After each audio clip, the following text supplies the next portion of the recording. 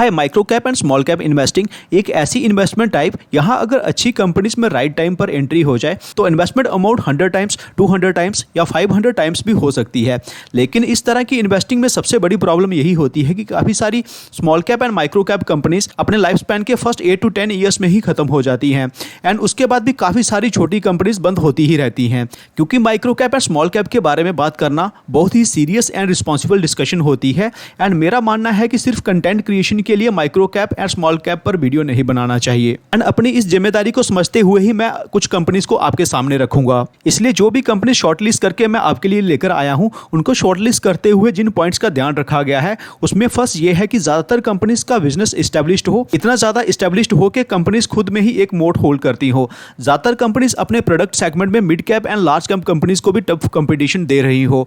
Companies के product and services की consumers में अच्छी एक्सेप्टेंस हो एंड एज ऑफ डेट इन कंपनीज में पूरा पोटेंशियल हो कि वो फ्यूचर में एक बड़ी कंपनी बने। लेकिन जब मैं ये सब कह रहा हूँ इट डजंट मीन कि आप वेरी नेक्स्ट डे जाकर ही एक बड़ा इन्वेस्टमेंट इन कंपनीज में जाकर कर दो, क्योंकि ये micro cap and small caps market weakness में इजिली 50, 60 या 70% तक करेक्ट हो जाते हैं। तो हमारी इन्वेस्टमेंट अमाउंट इतनी ही होनी चाहिए जिससे हमारे ओवरऑल पोर्टफोलियो पर कोई असर ना पड़े। हमने काफ़ी कोशिश की है कि कम रिस्की कंपनीज को ही आपके सामने लेकर आएँ, लेकिन एक पॉइंट जो हमें कभी नहीं भूलना चाहिए कि micro cap and small cap company से एसोसिएटेड रिस्क को हम बहुत ज़्यादा एलिमिनेट नहीं कर सकते हैं। सेलेक्ट की हुई कंपनीज में क्या कंपीटिटिव एडवांटेजेस हैं या क्या रीजंस हैं जो हमने इन कंपनीज को शॉर्टलिस्ट किया है वो जानना भी हम सबके लिए बहुत ज़्यादा ज़रूरी है। इसलिए शॉर्ट में मैं बहुत सारे रीजंस आपको बताऊंगा। हमारा मेन फोकस ही उन रीजंस को फाइंड आउट करना रहेगा। तो नमस्कार, कैपिटल एंड गेन्स में मैं सुशील देवल आपका स्वागत करता हूँ। फ्रेंड्स, इस तरह के deep research and fact based videos को आप तक लाने में काफ़ी मेहनत भी लगती है, तो मेरी मोटिवेशन के लिए वीडियो को लाइक जरूर करें एंड चैनल को अगर सब्सक्राइब नहीं किया है आई रिक्वेस्ट आप चैनल को भी जरूर सब्सक्राइब करें। मैं सेबी रजिस्टर्ड एडवाइजर नहीं हूं, इसलिए इन्वेस्ट करने से पहले खुद का एनालिसिस जरूर करें एंड किसी सिंगल स्टॉक में अपना सारा इन्वेस्टमेंट ना करें। फर्स्ट कंपनी हमने टेक्सटाइल सेक्टर से शॉर्टलिस्ट की है जो होम टेक्सटाइल में ऑपरेट करती है एंड चाइना प्लस वन की ये one of the biggest beneficiary है। फ्रेंड्स, 2019 के बाद यूरोपियन कंट्रीज एंड यूएसए ने चाइना की टेक्सटाइल बेस्ड कंपनीज पर टैरिफ बढ़ा दिया एंड इसके साथ चाइना में increasing labour cost, increasing power cost and pollution को कर्व करने के लिए लिए गए स्टेप्स एंड कम होते हुए इंसेंटिव्स ने चाइना बेस्ड टेक्सटाइल कंपनीज के एक्सपोर्ट को काफी कॉस्टली बना दिया है। इसके साथ यूएसए की टेक्सटाइल मार्केट में भी स्लो डाउन देखने को मिल रहा है, जिससे इंडियन बेस्ड टेक्सटाइल कंपनीज जिनका एक्सपोर्ट से बड़ी रेवेन्यू आती है उनके लिए एक बड़ी अपॉर्चुनिटी इमर्ज हो रही है। इस सेक्टर से सेलेक्ट की हुई कंपनी जिसका नाम फेज 3 लिमिटेड है, यूएसए से 65% की रेवेन्यू जनरेट करती है, यूके एंड यूरोपियन मार्केट से 30% की रेवेन्यू जनरेट करती है। तो हम कह सकते हैं कि कंपनी ऑलमोस्ट सारी की सारी रेवेन्यू ही एक्सपोर्ट से जनरेट करती है। कंपनी का सिलवासा एंड औरंगाबाद में जो कैपेक्स अंडर प्रोग्रेस था वो भी कंप्लीट हो गया है। इसके बाद पानीपत में 40 करोड़ का कैपेक्स अंडर प्रोग्रेस है जो मार्च 24 तक कंप्लीट हो सकता है एंड इसके कंप्लीशन के बाद कंपनी की प्रोडक्शन कैपेसिटी 3 टाइम्स बढ़ जाएगी। कंपनी के सारे फाइनेंशियल मैट्रिक्स भी अच्छे हैं, तो इसलिए इस कंपनी को आप जरूर अपने रडार पर रखें। दो कंपनीज ईवी इंडस्ट्री से है जिसका इंडिया में ग्रोथ फोरकास्ट 35% के ज्यादा के CAGR से है up to 2030। First company India की most popular and aspirational two wheeler के लिए headlamps, tail lamps and signal indicators बनाती है जैसे कि Harley X440, Royal Enfield, Yamaha etcetera. Company के टोटल क्लाइंट्स की लिस्ट भी आपके स्क्रीन पर है। इलेक्ट्रिक टू व्हीलर्स जो इंडिया में काफी फास्ट पेस पर ग्रो कर रहे हैं, ऑलमोस्ट सारे के सारे लीडिंग ब्रांड्स कंपनी के क्लाइंट्स हैं। क्योंकि EV two wheelers LED headlights को ही यूज करते हैं, इसलिए इस कंपनी को ईवी इंडस्ट्री की प्रॉक्सी भी कहा जाता है। एक माइक्रोकैप कंपनी होने के बावजूद भी आज ये कंपनी ऑटोमोटिव हेडलाइट्स में सिग्निफिकेंट मार्केट शेयर होल्ड करती है। यामाहा एंड हार्ले डेविडसन के ग्लोबल मॉडल्स भी इनकी ही headlamps and tail lamps use करते हैं। इसके साथ कंपनी मोटर कंट्रोल यूनिट को डेवलप करने के लिए भी काम कर रही है। कंपनी के सारे फाइनेंशियल पैरामीटर्स इंटैक्ट हैं, तो इसलिए इस कंपनी को भी आप अपने वॉच लिस्ट में जरूर रखें। ईवी इंडस्ट्री से सेकंड कंपनी हमने स्टर्लिंग टूल्स को चुना है जो छोटी कंपनी होने के बावजूद इंडिया की largest motor control unit manufacturer है for high speed scooters. Company की स्ट्रॉन्ग प्रेजेंस है in 2 wheeler, 3 wheeler and light commercial vehicles. Company की present install capacity 3 lakh MCUs manufacture करने की है एंड बढ़ती हुई डिमांड को कैटर करने के लिए कंपनी अपनी मैन्युफैक्चरिंग कैपेसिटी को बढ़ा रही है एंड ये हो जाएगी 6 लाख एमसीयूज पर एनम की। एमसीयूज के बिजनेस के लिए कंपनी ने फाइनेंशियल ईयर 23 में मोर देन 15 कॉन्ट्रैक्ट्स सिक्योर किए हैं। एमसीयूज डेवलपमेंट के लिए कंपनी ने चाइना की जीटेक कंपनी के साथ जॉइंट वेंचर किया है एंड स्टर्लिंग जीटेक ई मोबिलिटी नाम की सब्सिडरी सेटअप की है। मेरे ओपिनियन में अगर दोनों कंपनीज की रैंकिंग की जाए तो फर्स्ट नंबर आता है फीम इंडस्ट्रीज का एंड सेकंड आता है स्टर्लिंग टूल्स का। नेक्स्ट दो companies waste water treatment industry से हैं। ये इंडस्ट्री फ्यूचर में क्यों मैसिव ग्रो कर सकती है, इसके रीजंस को हमने कई बार अपने वीडियोस में डिस्कस किया है। उनमें से एक वीडियो का लिंक मैं डिस्क्रिप्शन में दे रहा हूं for better understanding. First company जिसे हमने शॉर्टलिस्ट किया है वो EMS लिमिटेड है। लेकिन वाई EMS लिमिटेड? क्योंकि ये कंपनी एसेट लाइट मॉडल पर काम करती है, जिससे कंपनी को इंडस्ट्री में सबसे ज्यादा ऑपरेटिंग प्रॉफिट मार्जिन्स मिलते हैं एंड वर्किंग कैपिटल के लिए डेट की रिक्वायरमेंट भी नहीं पड़ती है। जो मेजर रीजन है इस कंपनी को शॉर्टलिस्ट करने के पीछे वो ये है कि कंपनी के पास 1874 करोड़ की ऑर्डर बुक है, जो कि कंपनी की मार्केट कैप से भी ज्यादा है एंड फाइनेंशियल ईयर 23 की रेवेन्यू के 3.5 टाइम्स से भी ज्यादा है। कंपनी का IPO हाल ही में आया है एंड IPO लाने के पीछे के रीजंस जो मैनेजमेंट ने बताए हैं वो ये कि कंपनी अभी तक सिर्फ 500 करोड़ के नीचे के ऑर्डर्स के लिए ही बिडिंग कर पाती है, लेकिन अब फंड रेजिंग के बाद कंपनी 1500 से 2000 करोड़ के बीच के प्रोजेक्ट्स के लिए भी बिडिंग कर पाएगी। कंपनी के सारे फाइनेंशियल पैरामीटर्स अच्छे हैं, तो इसलिए इस कंपनी को भी आप जरूर स्टडी करें।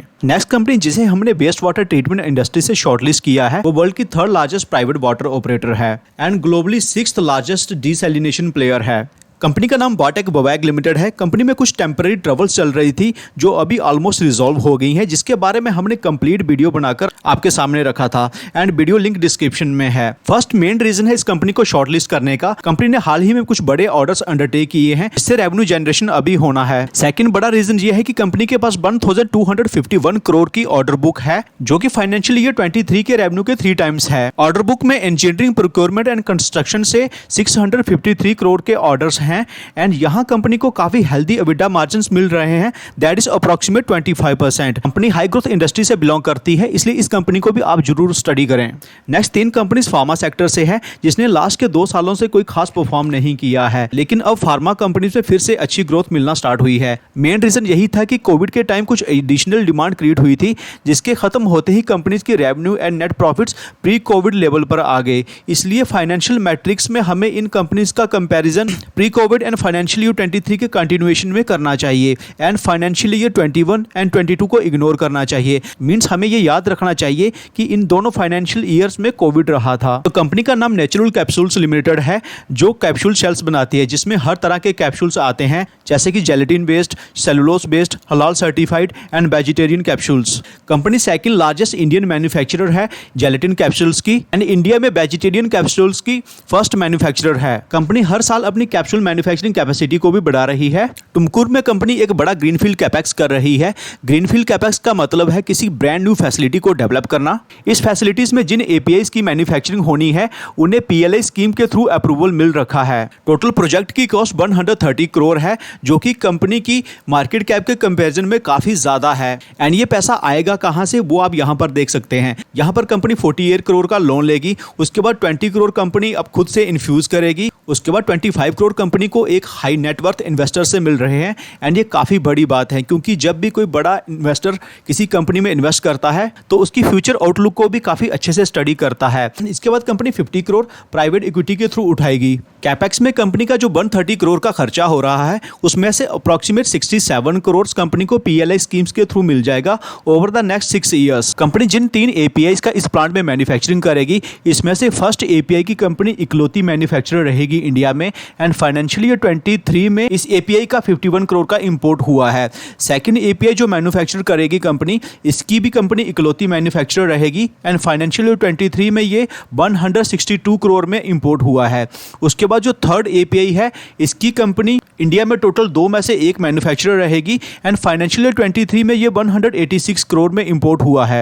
एक्सपेक्टेड है कि कंपनी फ्यूचर में अच्छा कर सकती है, इसलिए इस कंपनी को भी आप अपनी वॉच लिस्ट में जरूर रखें। कंपनी बजाज हेल्थ केयर है, जो API, amino acids and nutritional supplements बनाती है। कंपनी लार्जेस्ट मैन्युफैक्चरर है अस्कॉर्बिक एसिड की। कंपनी ने अपने रॉ मटेरियल के लिए चाइना पर डिपेंडेंसी को कम किया है एंड अब उसे इन हाउस ही डेवलप कर रही है। इसी फाइनेंशियल ईयर में कंपनी को एक बड़ा ऑर्डर मिला है, जहां कंपनी अफीम की प्रोसेसिंग कर उसमें से API मैन्युफैक्चर करेगी। प्रेजेंटली ये काम सिर्फ गवर्नमेंट रेगुलेटेड फैसिलिटीज में ही होता था and Bajaj health care first ऐसी कंपनी है जिसे इस तरह का टेंडर मिला है। कंपनी पर डेट थोड़ा बड़ा है एंड डेट टू इक्विटी है 1.13 की, क्योंकि कंपनी का एक बड़ा कैपेक्स अंडर प्रोग्रेस है। रिसेंट डेवलपमेंट्स कंपनी को फर्दर ग्रो करने में हेल्प कर सकती हैं, इसलिए इस कंपनी को भी आप जरूर स्टडी करें। नेक्स्ट कंपनी गुजरात थेमेसिस बायोसिन है, जो कि फर्मेंटेशन प्रोसेस से API बनाती है। ये इंडिया की फर्स्ट कंपनी है जिसने इन हाउस रिफार्मसिन ड्रग का कमर्शियल प्रोडक्शन स्टार्ट किया है एंड ये एंटी ट्यूबरकुलोसिस ड्रग है। स्ट्रॉन्ग एंड नीच प्रोडक्ट पोर्टफोलियो होने के कारण ही कंपनी इंडस्ट्री में 48.8% का ऑपरेटिंग प्रॉफिट मार्जिन एंजॉय करती है। इससे पहले ये कंपनी इन ड्रग्स के लिए कुछ इंटरमीडिएट्स बनाती थी जिसे फर्दर किसी बड़ी कंपनी को एक्सपोर्ट किया जाता था। मींस एक किस्म से कंपनी रॉ मटेरियल प्रोवाइडर थी फॉर मैन्युफैक्चरिंग ऑफ एपीआई। लेकिन अब कंपनी खुद से ही रिमापिसिन जैसे क्रिटिकल ड्रग को इन हाउस डेवलप कर रही है। कंपनी के सारे पैरामीटर्स जबरदस्त हैं, इसलिए इस कंपनी को भी आप जरूर फर्दर स्टडी करें।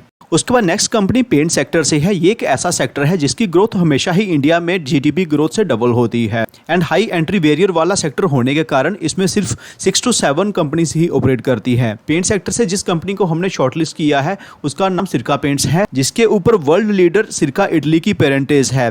हाई एंट्री बैरियर वाला सेक्टर होने के कारण यहाँ स्मॉल प्लेयर्स को सर्वाइव करने के लिए highly niche and differentiated products चाहिए। मीन्स ऐसे प्रोडक्ट्स जिसका सेक्टर में कोई कंपटीशन ही ना हो। जैसा कि कंपनी वुड कोटिंग में मार्केट लीडर है, कंपनी ने chemical free and odour free water waste coating भी डेवलप की है जो कि चिल्ड्रन फर्नीचर के लिए सूटेबल है एंड इको फ्रेंडली है।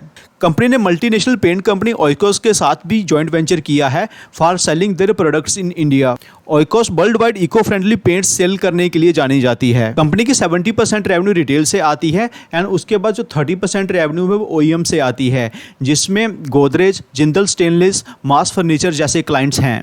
सिरका पेंट्स पर हमने काफ़ी इन डेप्थ एनालिसिस किया हुआ है एंड वीडियो लिंक डिस्क्रिप्शन में है। Highly niche and differentiated products होने के कारण इस कंपनी को भी जरूर आप अपनी वॉच लिस्ट में रखें एंड इसे स्टडी करें। Next company stainless pipes and tubes की मैन्युफैक्चरिंग करती है, जिसका एप्लीकेशन काफ़ी हाई एंड वाली इंडस्ट्री में होता है, जैसे कि chemicals, refineries, heat exchangers, fertilizer plants, उसके बाद oil and gas and power plants में। कंपनी का नाम Venus pipes and tubes limited है, जिसमें आशीष कचोलिया जी ने भी 1.97% का स्टेक एक्वायर किया है जून 23 में। कंपनी में जो सिंगल डे में 16% की गिरावट हुई थी, उसके बाद नुवामा इंटरनेशनल इक्विटीज़ की तरफ से एक स्टेटमेंट आई थी जिसमें उन्होंने रिसेंट मीटिंग के हाईलाइट्स को शेयर किया है जो कि बीनस पाइप के टॉप मैनेजमेंट के साथ हुई थी। इसमें उन्होंने बताया है कि company 33.6 thousand ton per annum का कैपेसिटी एडिशन कर रही है। कंपनी ने रिसेंटली ही अपने वेल्डेड एंड सीमलेस पाइप्स का प्रोडक्शन भी 3 टाइम्स बढ़ाया है।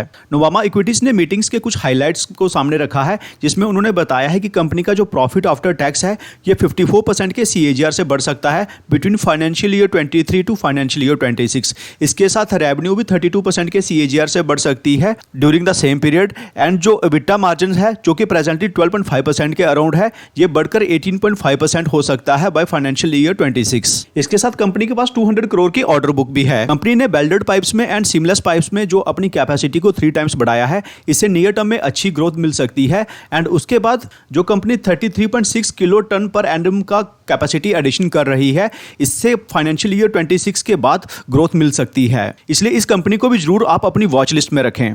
नेक्स्ट कंपनी केमिकल सेक्टर से है एंड कंपनी का नाम यशो इंडस्ट्रीज है। कंपनी जिन प्रोडक्ट सेगमेंट में ऑपरेट करती है वो आपकी स्क्रीन पर हैं। कुछ प्रोडक्ट सेगमेंट ऐसे हैं जो इंडिया में काफ़ी मैसिव ग्रो कर सकते हैं, जिसमें aroma chemicals, rubber chemicals, food antioxidants and speciality chemicals आते हैं। इसके बाद डिमांड एंड सप्लाई के गैप को फिल करने के लिए कंपनी पंखागन में एक कैपेसिटी एक्सपेंशन कर रही है, जिसके बाद कंपनी की प्रोडक्शन कैपेसिटी में 17,500 मैट्रिक टन पर एनम का एडिशन हो जाएगा एंड प्रेजेंटली जो कंपनी की प्रोडक्शन कैपेसिटी है, अगर हम तीनों यूनिट्स की प्रोडक्शन कैपेसिटी को मिला दिया जाए तो अपकमिंग फैसिलिटी से काफ़ी कम है।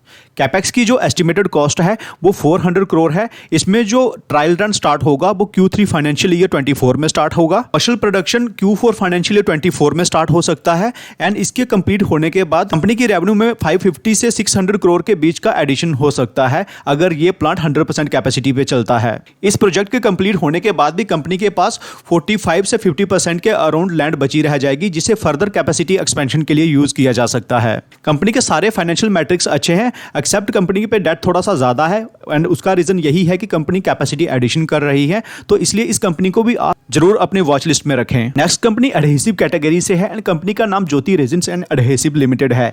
लेकिन why Jyoti resins and adhesive limited? क्योंकि कंपनी स्मॉल कैप होने के बावजूद भी फेविकोल को टफ कंपटीशन दे पा रही है, जो कि पीडीलाइट का प्रोडक्ट है। कंपनी ने वुड एडहेसिव कैटेगरी में कई सारे प्रोडक्ट्स लॉन्च किए हैं, जिसकी लिस्ट आपकी स्क्रीन पर है। कंपनी की प्रेजेंस अभी तक सिर्फ 14 स्टेट्स में ही है एंड कंपनी स्लोली अपनी प्रेजेंस को बाकी ज्योग्राफीज में भी बढ़ा रही है। फ्यूचर आउटलुक की बात करें तो मैनेजमेंट का कहना है कि कंपनी नेक्स्ट 3 इयर्स में 25% के CAGR से अपनी रेवेन्यू को बढ़ा सकती है। इसके साथ रिटर्न ऑन इक्विटी 30% के अराउंड रह सकती है, रिटर्न ऑन कैपिटल एम्प्लॉयड 40% के अराउंड रह सकती है, कंपनी डेट फ्री ही रहेगी एंड इसके साथ कंपनी अपनी वर्किंग कैपिटल एफिशिएंसी को भी इंप्रूव करेगी। कंपनी के सारे फाइनेंशियल पैरामीटर्स इंटैक्ट हैं, इसलिए इस कंपनी को भी जरूर अपनी वॉच पर रखें। नेक्स्ट कंपनी फूड इंडस्ट्री से है, जो कि आइसक्रीम सेगमेंट में पायनियर है। कंपनी का नाम बाड़ीलाल इंडस्ट्रीज है। कंपनी की प्रेजेंस अभी नॉर्थ इंडिया में ही है एंड कंपनी अपनी रीच को स्लोली बाकी जियोग्राफीज में भी बढ़ा रही है। कंपनी फ्यूचर में क्यों ग्रो कर सकती है, उसके मेन रीजन ये है कि कंपनी का अभी तक जो आइसक्रीम सेगमेंट है ये थोड़ा सीजनल रहता है। विंटर में इसकी रेवेन्यूज थोड़े कम हो जाते हैं। इसको फैक्टर इन करने के लिए कंपनी ने कुछ नए प्रोडक्ट सेगमेंट लॉन्च किए हैं, जिसमें फर्स्ट है पावर सिप एंड उसके बाद क्विक ट्रीट के नाम से भी एक ब्रांड लॉन्च किया है, जो कि रेडी टू ईट मील्स को कैटर करता है।